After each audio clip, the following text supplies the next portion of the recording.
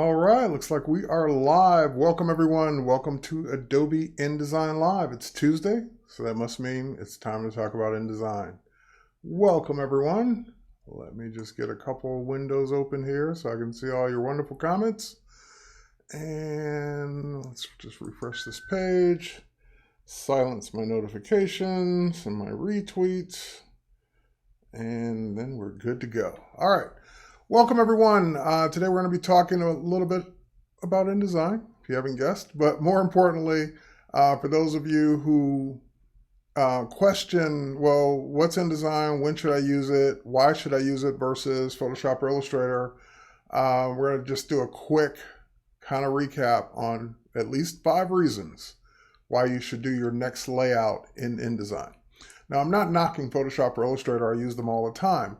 However, and of course it depends on the right tool for the right job. So if I'm doing a one page whatever, one size whatever, then yeah, I could use Photoshop, I could use Illustrator, I could use InDesign, I could use XD, I could use a lot of things to do one page. But as soon as you start talking about multiple pages, then that's where you have to really consider the work that you're doing. Now, yes, Photoshop and Illustrator support multiple artboards.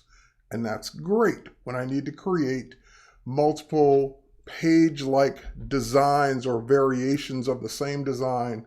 That's what artboards are for, and that's what they're great at.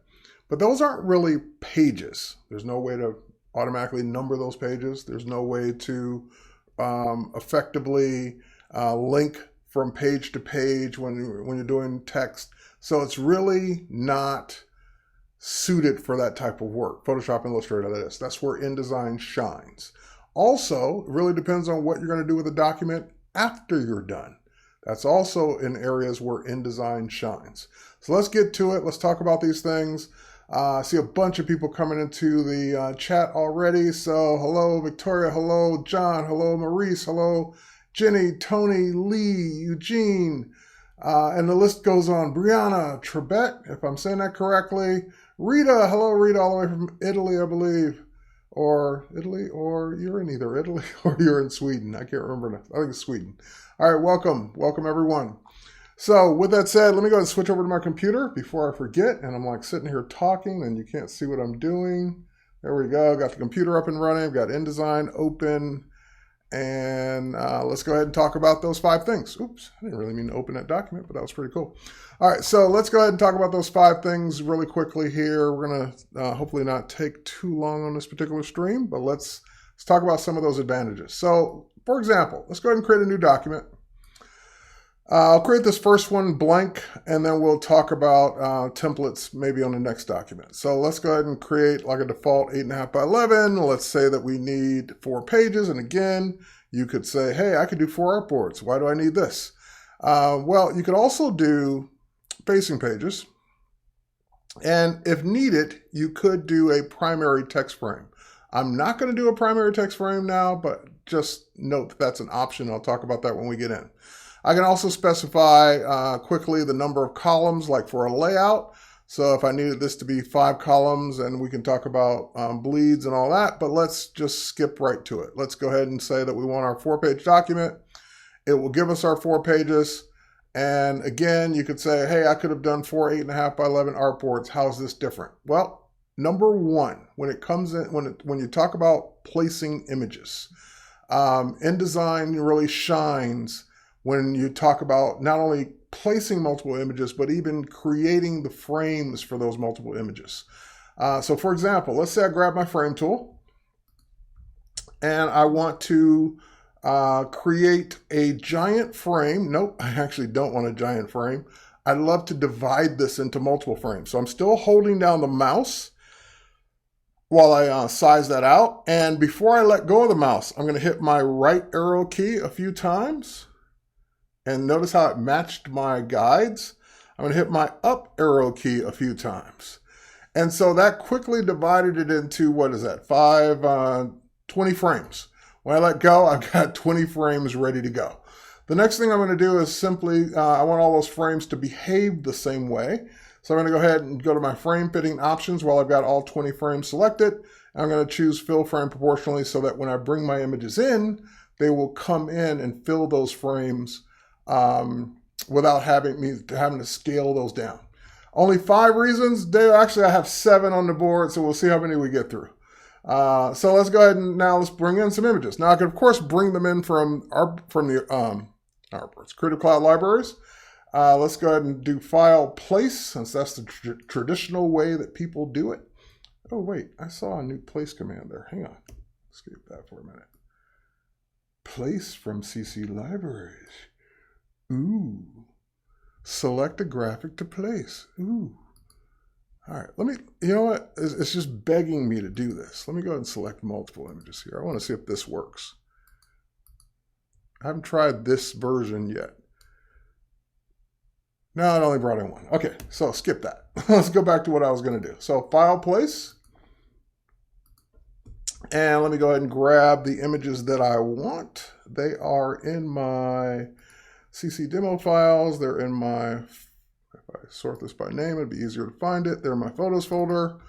And they are in my landscapes. There we are, my landscapes, portfolio images. There we go. And we'll just go ahead and grab 20 images. All right, so now it could be 20 PSDs. It could be a mixture of JPEGs, TIFFs, PSDs, Illustrator files, whatever InDesign supports. So let's go ahead and open those up. It is now grabbing all 20 of those images, and notice that my placement gun, my place cursor, is showing the preview of each image. So as I click my way through, I'm randomly just placing these images in, but it is placing them and filling the frame with those images automatically so that I don't have to think about it. It's just doing it. Now, of course, some of them need to be centered. They need a little love, but that's okay. Once I place all the images in, then the ones that need to be tweaked, I can just grab my grabber hand and move them over. I saw another one over there. Let's move the bike over. And of course, if you hold down and count to 2, you'll see a preview of it as you're moving it before you actually let go. All right, let's move this one over a bit as well. And of course, we want our Sydney Opera House to be able to see it. There we go. And there. So I would argue that that would be a lot harder to do in Photoshop and Illustrator. It'd be a lot harder to get 20 images scaled and set the exact size, same size, be able to quickly adjust how they look in their frames. Again, when you're going to place multiple images, this is where this shines. All right, so the next thing I want to do is talk about text. So that was number 1, placing multiple images. Number 2, we're going to talk about text linking. So we've got our 4 pages. I can create a frame, and I can say that, for example, this is going to be my headline. All right, and of course I could place a frame in each column. I could place another frame and divide it into columns. I could do anything I want. So let's place one more frame here. And of course, if I now go to my object menu and come down to text frame options, I could specify that that frame, if I turn on preview, can be as many columns as I need it to be. So right now it's 3 columns. It's not matching the page guides, but that's okay. All right, so now those 2 frames are independent of each other. If I wanted to link them, I can of course go to the output of one and click on the import or just anywhere in the frame of the other one, and it will link them together. But what if I didn't create the frames first? What if I did it after the fact? Let's go ahead and click the output one more time. Let's go down to page number 2. And on page number 2, I'm just going to start dragging out my frame. And if I let go, just by creating a frame, that frame will be linked. How do I know where it's linked to and where it comes from? By going up to Review menu, coming down to Extras, and showing your text threads. That will always show when the frame's selected where that frame is linked to, no matter how far it has to stretch that link. Now that's okay to do it that way. It's okay to click, output, click, drag, so forth and so on. But the other thing, Lee's asking, is it possible to grab the photos from Lightroom, either version? Not directly, not at this point. I'm trying to think of, nope, there's no way to do that at this point. Photoshop just got in this last update the ability to bring in your Lightroom synced images, or open them, I should say. But the InDesign currently still doesn't have that ability. All right, continuing on with the text linking. So of course I can click the output again and start that process again. But if you hold down your keyboard shortcuts, if I hold down my Option or Alt key, watch what happens. Drag a frame, let's say, to here. And then when I let go, I'm still in the linking, because I didn't let go of the key. I'm still in the linking process. So I can keep dragging multiple frames out, and it will just keep linking them together until I let go of the Option key. And as soon as I let go, they continue to be linked together. If I wanted to quickly do a layout, linking all the frames together that I want to be together, then I can quickly do that just by holding down the Option key. You can also do an auto flow, which I didn't get into the ability to place Word and Excel files, but you could place a Word file and have it automatically generate all the pages for as long as that particular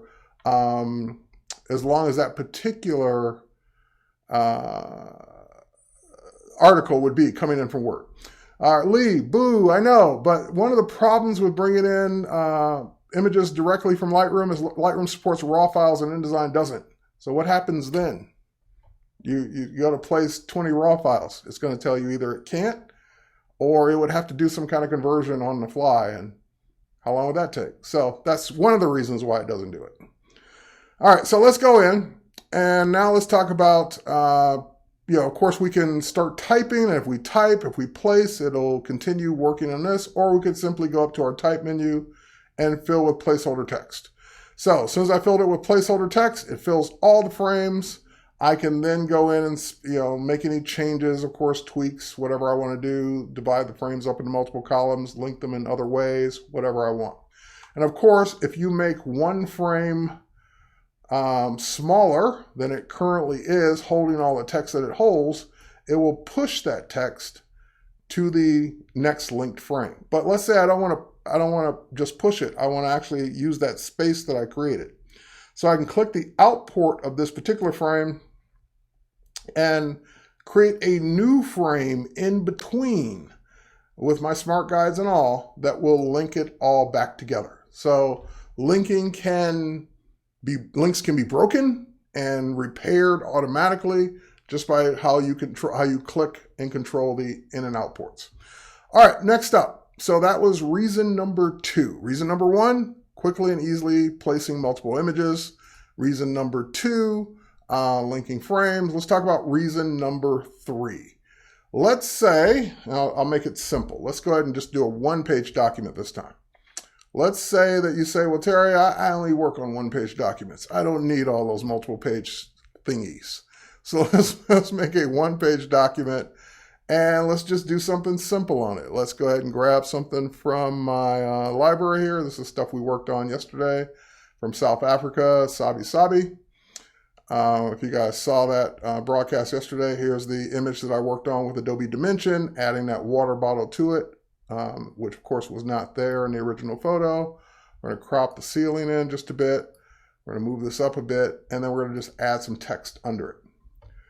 All right, so of course I created this